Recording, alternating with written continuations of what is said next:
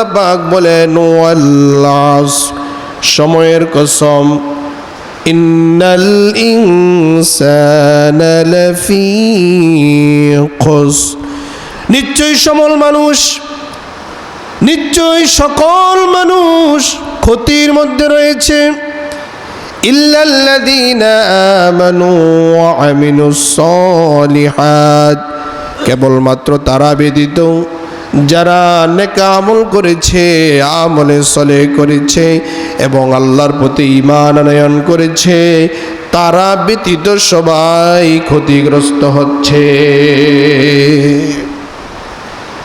এই যে মানুষ ক্ষতিগ্রস্ত হচ্ছে, এর ব্যাখ্যা একজন আলেম এর ব্যাখ্যা বুঝতেছিলেন না। তো তিনি একদিন বাজারে গেলেন, এই সূরাতুল আসরের ব্যাখ্যা তিনি বুঝতেছেন। এমন সময় দেখলেন একজন বরফ বিক্রেতা বরফ বিক্রি করতেছে। এবার বলেন, সময় যত যায় বরফ ছোট হয় না বড় হয়? গলে গলে এটা ছোট হয়ে যাইতেছে। এটা সময়ের সাথে সাথে এটা ক্ষয় হয়ে যাচ্ছে। বরফ বিক্রেতাও চিন্তা করতেছে যে কত তাড়াতাড়ি এই বরফটা বিক্রি করে দেওয়া যায়। ওই আলেম বাজার থেকে তাকবীর দিয়ে বের হয়ে গেলেন, আর বলতে লাগলেন, এতদিন পর্যন্ত আমি সূরাতুল আসরের ব্যাখ্যা বুঝি নাই। আজকে এই বরফ বিক্রেতার বরফ বিক্রয়ের দৃশ্যটা আমাকে সূরাতুল আসরের ব্যাখ্যাটা মনে পড়ে দিল। একজন ব্যক্তির বরফ যেমনিভাবে সময়ের সঙ্গে সঙ্গে বরফ গলে গলে ছোট হয়ে যায়, একজন ব্যক্তির হায়াত তার জীবন থেকে এমনি ভাবে কমে যাইতেছে। ঠিক কি না? সময়ের সাথে সাথে হায়াত কমে যাচ্ছে। ভাইয়েরা আমার, এই হায়াত হলো এত বড় দৌলত। আল্লাহর কাছে সব সময় নেক হায়াত কামনা করতে হবে। হায়াত কিন্তু দুই প্রকার, একটা হলো বদ হায়াত আর একটা হলো নেক হায়াত। যদি নেক আমল বেশি করতে পারেন, মানুষের উপকার করতে পারেন, মানুষের ক্ষতি না করেন, আল্লাহর হক এবং বান্দার হক যথাযথভাবে আদায় করতে পারেন, তাহলে এটা হলো আপনার জন্য নেক হায়াত। সুবহানাল্লাহ পড়েন। আর যদি অন্যায় কাজ বেশি হয়, খারাপ কাজ বেশি হয়, আপনাকে আমাকে দিয়ে মানুষের ক্ষতি হয়, এটা হলো বদ হায়াত। এই জন্য আল্লাহর কাছে সবসময় যখন দোয়া করবেন বলতে হবে যে রব্বুল আলামিন আপনি আমাকে নেক হায়াত বাড়িয়ে দেন। বলেন আমিন। নেক হায়াত কামনা করতে হবে। ভাইয়েরা আমার, একজন ব্যক্তি তার জীবনে যদি মৃত্যুর কথা স্মরণ করতে পারে, এই দুনিয়ার কোনো লোভ, দুনিয়ার কোনো চাহিদা তার অন্যায়ের দিকে তাকে দাবিত করতে পারে না, তার কোনো আফসোস থাকতে পারে না। কারণ একজন ইমানদার ব্যক্তির চূড়ান্ত সফলতা হলো পরকালে আল্লাহর কাছে নাজাত পেয়ে আল্লাহর জান্নাতের মেহমান হয়ে যাও। বলেন সুবহানাল্লাহ। দুনিয়ার সফলতা একজন ইমানদার ব্যক্তির জন্য সফলতা নয়। দুনিয়ার সফলতা একজন মুমিন ব্যক্তির জন্য সফলতা নয়। একজন মুমিন ব্যক্তির জন্য চূড়ান্ত সফলতা হলো যে রব্বুল আলামিন যদি বলে তোমাকে ক্ষমা করে দিলাম, তোমাকে মাফ করে দিলাম, এটা হলো মুমিন ব্যক্তির জন্য চূড়ান্ত সফলতা। বলেন সুবহানাল্লাহ।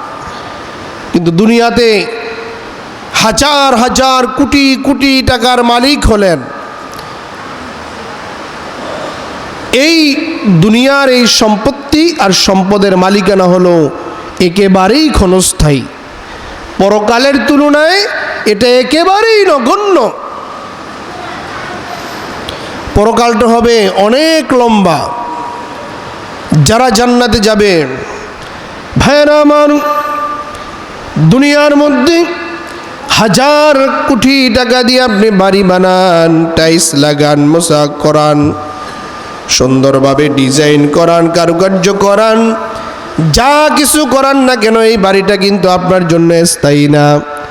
কিন্তু আল্লাহ রব্বুল আলামিন যাদেরকে জান্নাতের মধ্যে দাখিল করবেন তাদেরকে আল্লাহ পাক বলছেন খালিদিনা ফিহা আবাদা। তারা যেখানে জান্নাতের মধ্যে প্রবেশ করবে ওই জান্নাতের মধ্যে তারা চিরকাল থাকবে, কোনো দিন তাদেরকে জান্নাত থেকে বের করা হবে না। সুবহানাল্লাহ।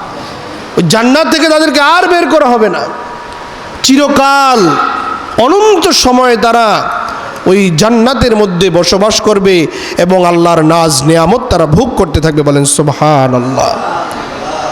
ওই জান্নাতের মধ্যে দুনিয়ার কোনো দুঃখ দুর্দশা, কোনো কষ্ট ক্লান্তি তাকে গ্রাস করবে না। সে চিরকাল মহা সুখে মহা আনন্দে ওই জায়গাতে বসবাস করবে। বলেন সুবহানাল্লাহ। ওই জান্নাতের মধ্যে যারা যাবে আল্লাহ তাআলা তাদের জন্য এমন নিয়ামত রাজি রেখেছেন যে মানুষ তা কখনো কল্পনাও করতে পারে না। দুনিয়ার মধ্যে থেকে জান্নাতের নাজ নিয়ামতও কল্পনা করা যাবে না, আবার জাহান্নামের শাস্তির ভয়াবহতাও কল্পনা করা যাবে না। এটা দুনিয়ার মধ্যে থেকে বোঝা সম্ভব নয়। এই জন্য ভাইয়েরা আমার, আমাদেরকে সিদ্ধান্ত নিতে হবে যে আমি কি আল্লাহর জান্নাতে যেতে চাই কিনা। যদি আল্লাহর জান্নাতে যেতে চাই তাহলে এই দুনিয়াতে জান্নাতের কাজ করা লাগবে। আল্লাহ তাআলার দেখানো পথ, রসুলের দেখানো পথ, এই মতে যদি আমি পরিচালিত হতে পারি তাহলেই তো ওই জান্নাতের আশা আমরা করতে পারি। আল্লাহ তাআলা কোরআনে কি বলছেন? ইয়া আইয়ুহাল্লাযীনা আমানু ওয়ালা তামুতুন্না ইল্লা ওয়া আনতুম মুসলিমুন।